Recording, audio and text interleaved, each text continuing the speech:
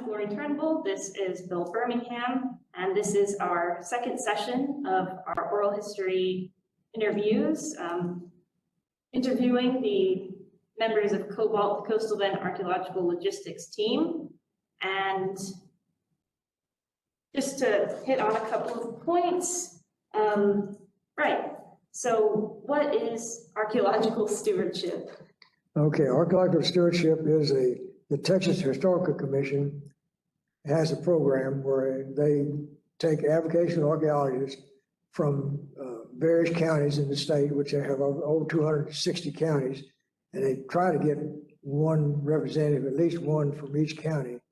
But sometimes they depending on the population and the size of the county, they may have several of them, 2 or 3 or 4 maybe. And they take the avocational archaeologists that are in that particular county. If THC has a call from a landowner or an individual that has something on his property that may be, he thinks it might be archaeologically related, say like a road goes through or water tank for the stock tank, they will call that individual from that particular county and have him contact the landowner and maybe go out and investigate it and report back and do a little report on it. And if it's worthy, then the THC will probably get involved to come down and do some testing.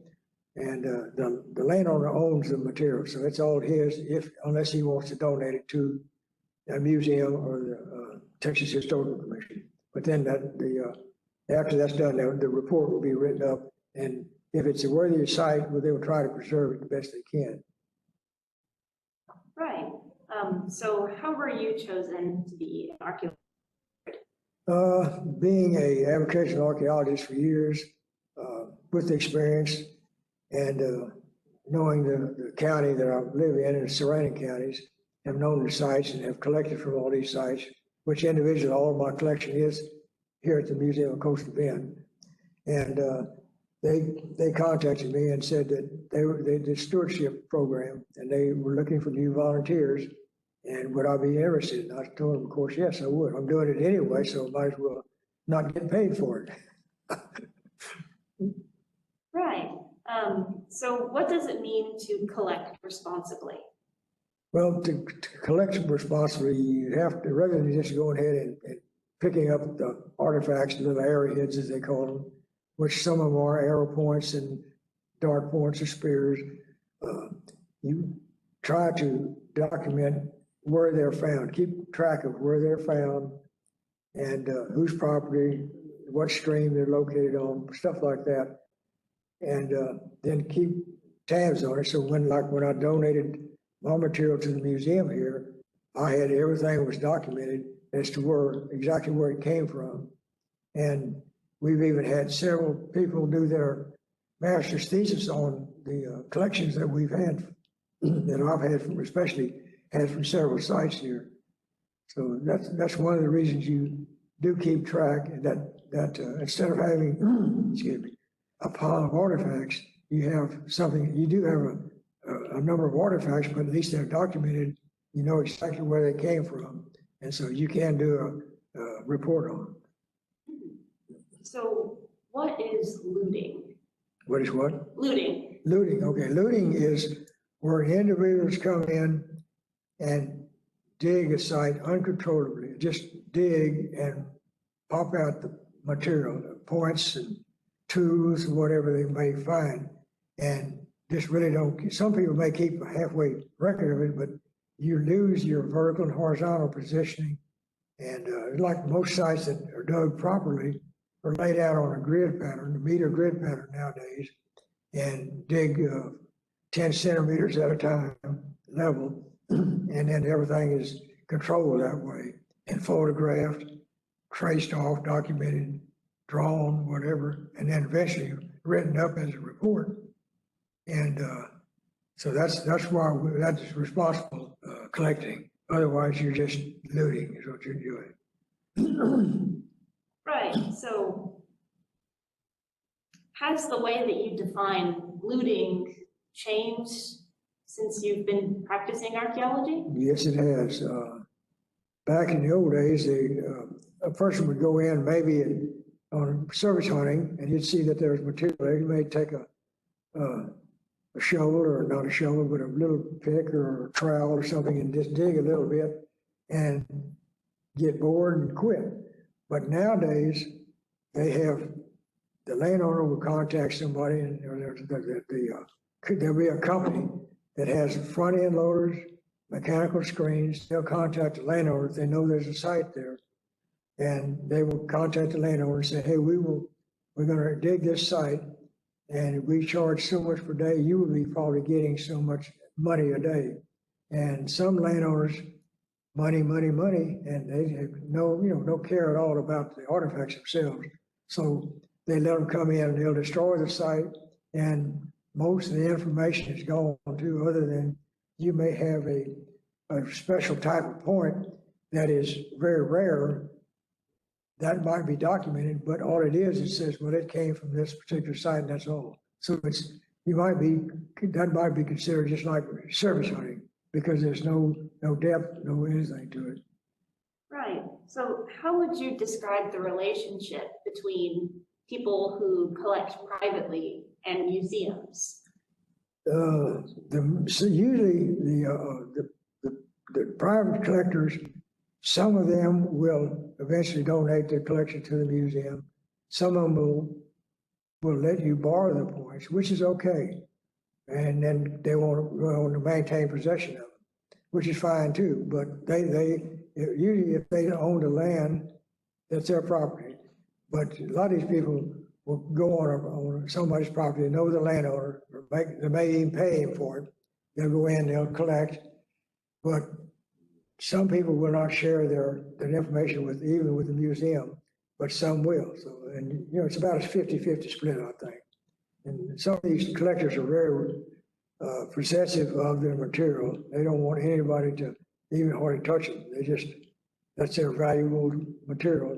They don't want to share it with anybody. But on the other hand, a lot of them will allow you to do that. For example, Dr. Hester on the Texas Church, it's a website where these people, I'm not going to call them looters, but they're collectors. We'll just call them collectors.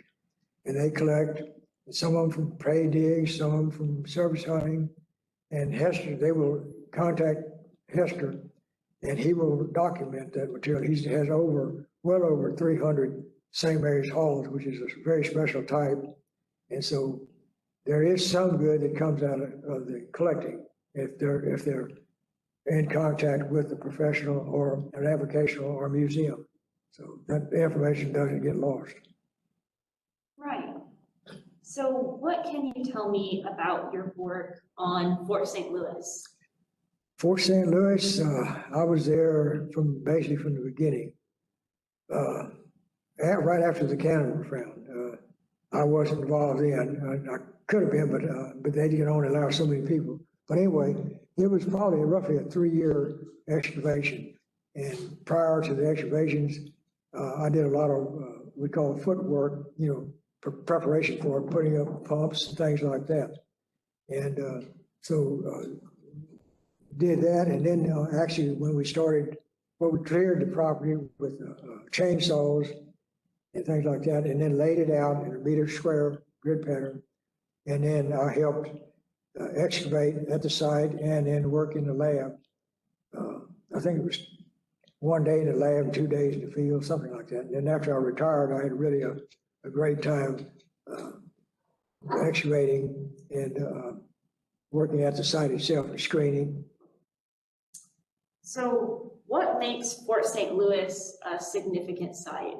A what? A significant site? What makes it okay. special?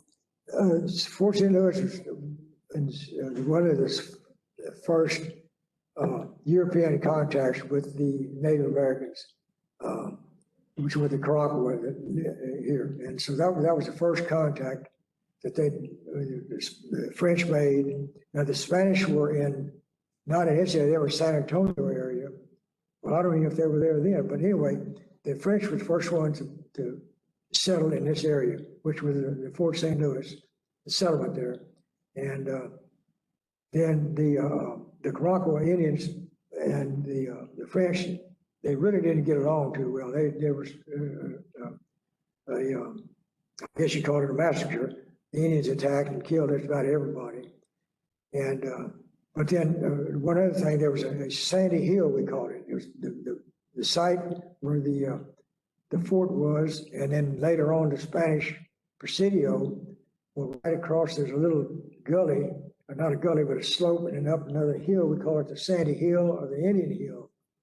And this one particular unit I dug had contact. We were having metal, a scraper, musket ball, and a little pin. Fort St. Louis, the LaBelle had thousands of little bitty straight pins. And there was a straight pin I found in situ. It was still, I thought it was just a little root, and I touched it with my finger, and I realized it was a pin. So I left it in place, and then the scraper, Native American, and an arrow point, and then a metal piece of rotten, rusty metal, and a musket ball, lead musket ball, all found in the same level. So that was the European contact with the Native Americans. And I thought that was really neat. And be able to preserve that and excavate it and have it in situ there. And then a photographer at the site photographed that thing like crazy, so and everybody came over and, oh my goodness. But that was one of the highlights. And of course, there's other areas when they were trenching, trying to find various, stockade wall, and which they did find. And it was, at first, people say, well, no, they had a stockade, there was a drawing of it. But people say, no, they didn't build that. They couldn't have. But anyway, we found the several corners here. And we were actually where we were storing our lunch, but hanging on a big tree limb. And that's where we found the stockade wall, and we followed it out and projected it by the size. And everywhere that we had projected it, we dug and we found it.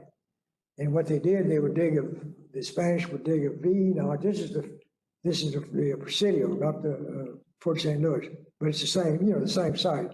But it was the Spanish this time instead of the French. They would dig down a V shape and then straight down, probably about 10 inches, and put their post in and then fill that in. And then that one day I was working on that, and at the time, the state archaeologist, Curtis Tunnell, he said, Bill, there's some bone over here. Would you excavate that? And so I excavated. That was a little like probably a possum size or some kind of smaller animal. And he was theorizing that the workers who were working on the wall, stockade wall, were probably eating lunch. That was their lunch. And they just deposited the bone down in the bottom of that little pit and covered it up. So that was just some of the highlights. And then, of course, we're finding there was one pot that I found. It's a chamber spot, actually. And I found one half of it coming out of the one unit, and I figured, well, it's got to be in the next unit, the whole thing maybe. We dug the next unit, nothing in there. It was just half the pot. So. Did you meet anyone there that you're still friends with? Oh, yeah. Jeff Durst, he was in charge of the dig for a while, and then he's at THC now. He's the stewards coordinator in this area. Jeff Durst. He may come down for Ben's thing. Yeah, so what happened to the artifacts that you dug up from Fort St. Louis? Some of them are still at the Texas Historical Commission, but eventually they will come back to the museum, Coastal Bend in Victoria here, at Victoria College. And there's a number of them here now, but the rest of them should be here. Eventually, they keep saying that year after year. So one of these years they will be here. Right, and they have a lot of the pottery, right? Oh, yes, they've got all that. In fact, the Indian Hill or the Sandy Hill, we were digging a trench through there, which I didn't approve of because you're destroying something when you dig a trench with a backhoe. But anyway, we were screening the dirt, but I think it was every meter we would do 5 buckets, 5-gallon buckets. And this one area we found big hunks of pottery. And pieced that thing together. We had a bowl that was probably about like this much of a radius. I don't know if you can see that or not, but that was pretty big. It was a big bowl, say at least 16 inches in diameter, a big bowl like. And the rest of it's still out there somewhere. and then musket balls, you name it, and scrapers. You know, that's right. I did find a pennant, a Welsh shell pennant with a single hole drilled in it that they would wear around the neck in the screen. So, Right, so what's your favorite thing that you found at Fort St. Louis? I guess it would have to be that one unit with the Spanish and the French connection. Actually, it was a French connection, really. That was the French and the Caracalla, because it was the French. The pins, straight pins, were French, and yeah. Right. So moving on to another site, what can you tell me about Blue Bayou? Blue Bayou was a Native American cemetery site on DuPont property in south of Victoria, about 8 miles south of Victoria. And they had built a new plant entrance road. And on this road, they had to have some topsoil because they cut through a hillside and that after barren with caliche and clay and stuff. So they used these big scrapers to come in. Little did they know that they were scraping up topsoil that had barrels in them. And they would deposit that material on this hillside or the road cut. And as it rained one time, we walked over that just for the heck of it, found several arrow points and some human remains. And so we went to the area where they were scraping, and we found this one, there's a big scraper, probably about as wide as this table, and they would go down about 10 inches.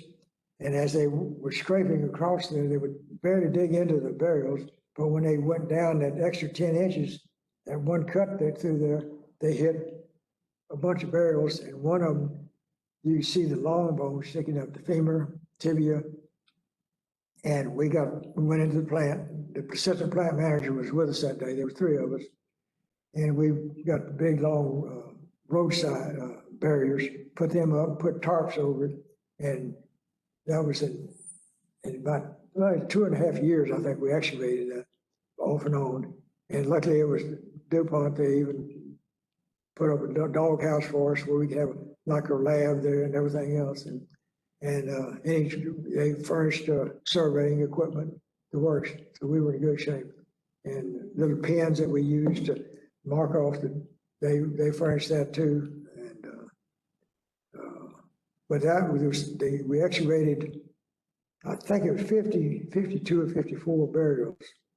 And when we also did test pits, and from the test pits we figured there were probably over 300 barrels out there, and so there's at least 250 barrels still out there somewhere in that mound, and which they've been left alone.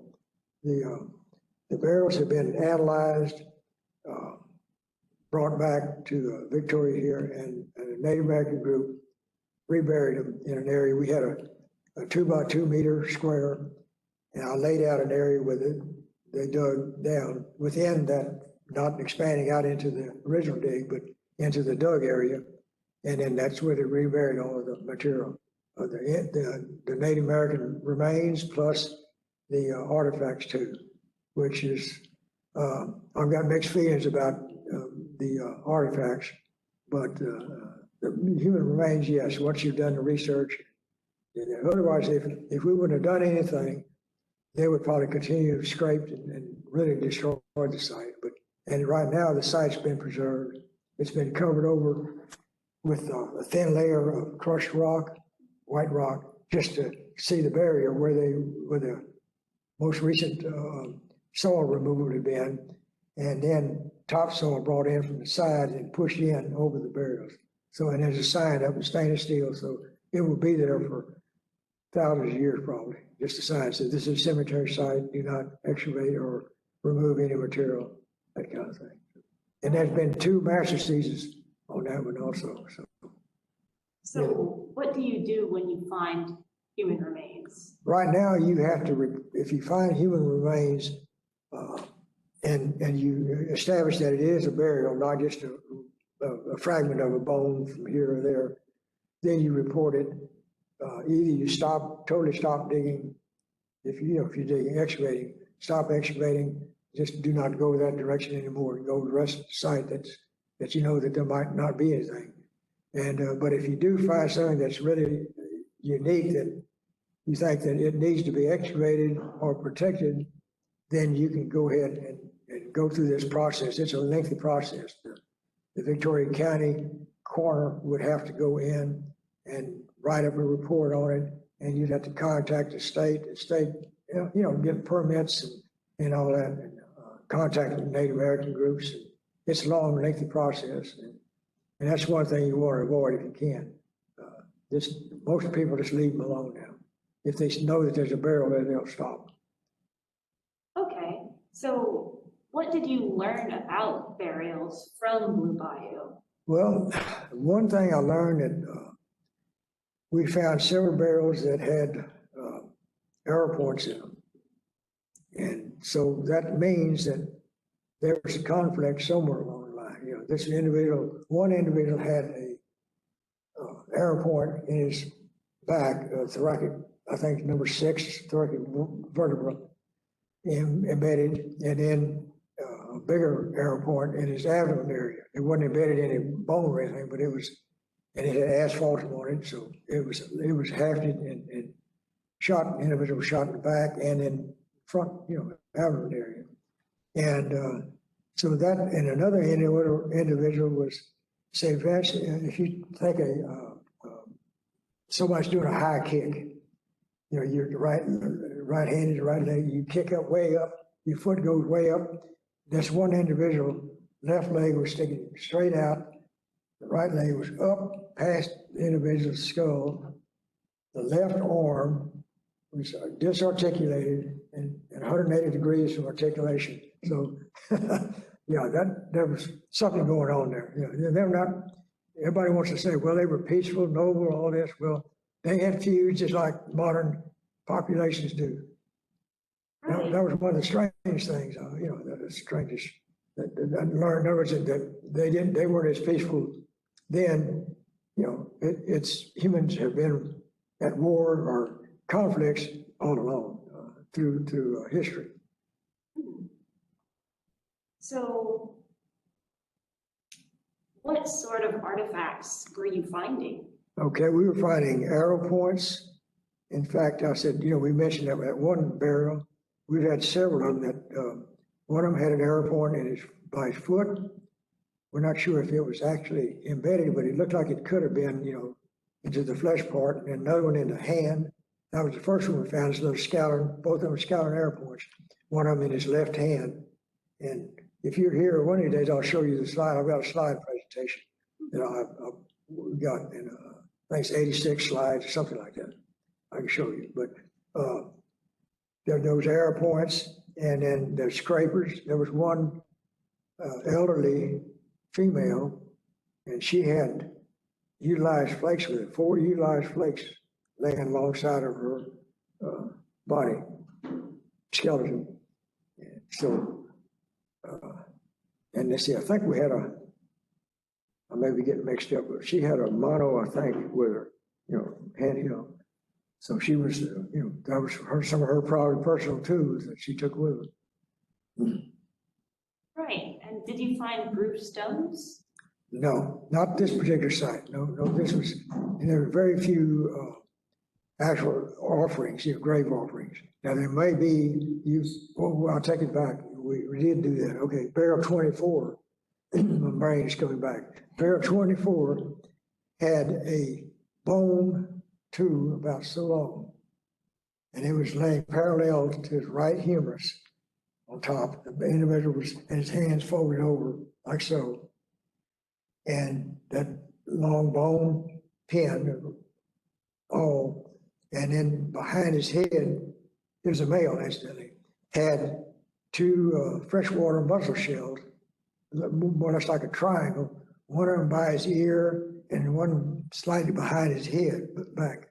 And we don't know if that was, if some rodent, there were rodents who would go through, the gophers would go in, and maybe they got that one pendant and brought it, moved it. But that was two pendants and that one big, beautiful bone hall. Of course, it's all been reburied with everything else. But other than that, there was no really, as far as grave offerings, that was probably a grave offering there. And also he had over his abdomen area where the hands were folded over, there was a big deer antler, two deer antler, right and left beam. And so that was significant offering too, probably.